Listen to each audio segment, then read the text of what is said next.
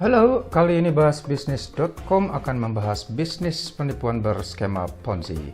Skema Ponzi sebetulnya sama dengan arisan berantai, prinsipnya adalah oper-operan uang dari member ke member saja. Mari kita lihat cara kerjanya.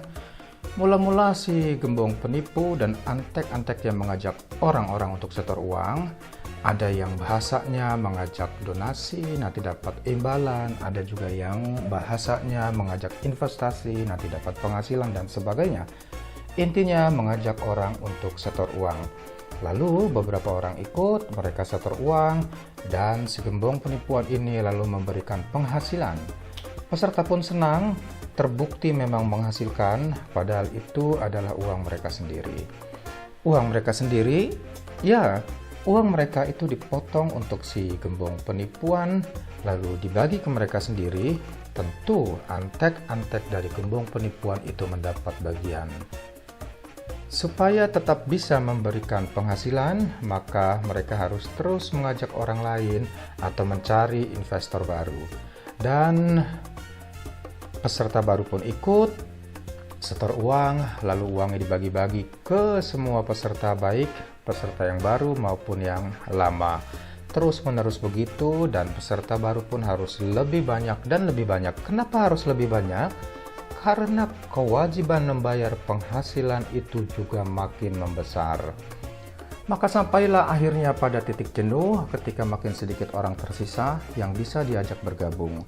Pada saat itu penghasilan pun tersendat, makin sedikit makin tersendat, dan akhirnya tak ada sama sekali yang mau bergabung.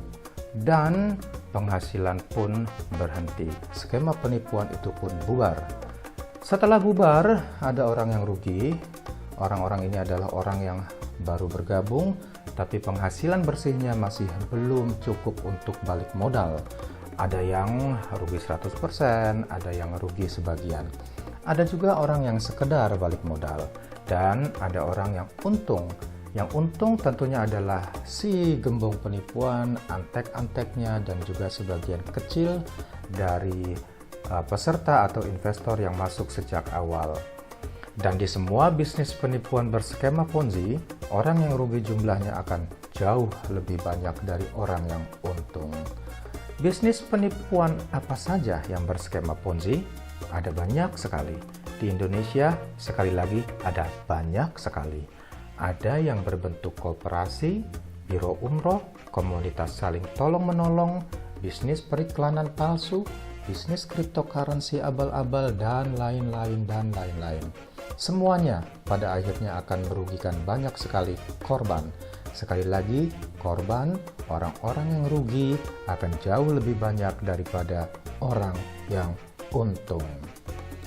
Dikutip dari detik.com tanggal 25 Mei 2018, total kerugian korban bisnis penipuan periode 2008 sampai 2018 mencapai 105 triliun rupiah. Sebagai perbandingan, kerugian finansial bencana tsunami di Aceh tahun 2005 mencapai 45 triliun rupiah. Jadi kerugian masyarakat Indonesia karena bisnis penipuan itu selama 10 tahun lebih besar dari bencana super dahsyat di Aceh. Jumlah korban bisnis penipuan bisa diperkirakan bahwa korban mencapai ratusan ribu orang. Dan ingat, bisnis penipuan itu khususnya yang banyak mengorbankan orang umumnya menggunakan skema Ponzi. Besarnya kerugian membuktikan bahwa pemerintah kita sayang sekali kurang cukup melakukan pencegahan. Ini bisa kita lihat bahwa bisnis yang nyata-nyata secara logika kasat mata adalah penipuan berskema Ponzi. Pemerintah tidak serta-merta menutup apalagi menangkap gembong penipuannya. Pemerintah hanya menunggu adanya korban yang melapor, kecuali satu pada kasus Mimiles.